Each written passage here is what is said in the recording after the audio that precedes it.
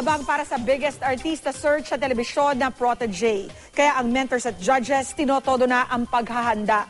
Yan ang chika ni Lars Santiago. Tulad ng mga nangangarap mabigyan ng artista break, alam daw ni Gina Alhar at Roderick Paulate ang pakiramdam ng isang nag-o-audition. 1960s daw nang pareho silang mag-audition para sa lead role ng pelikulang Ang Kaibigan Kong Santo Niño. Ngayon, pareho na silang mentor sa pinakamalaking artista search sa telebisyon, ang Protege.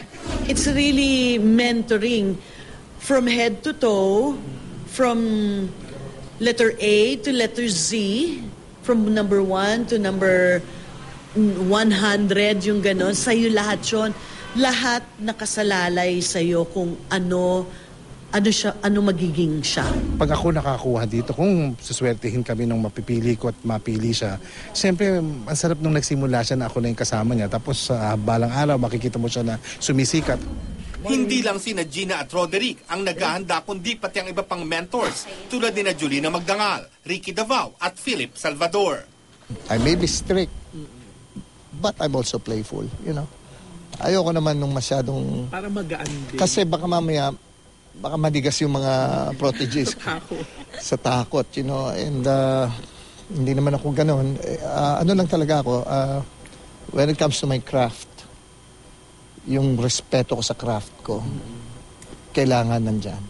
At gusto ko, nasa kanila din yun, nasa puso nila.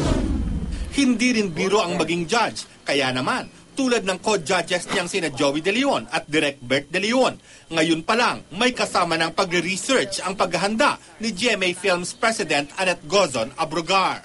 Kailangan marami siyang talents, not just in acting but also in hosting, in singing, in dancing. Plus, kailangan syempre may X factor, kailangan pwedeng maging movie stars. At ngayon pa lang, may gusto nang ilagay si Philip sa isip ng sino mang magwawagi. Pagka sila sumikat, go, move forward. Ganun lang ang sa akin.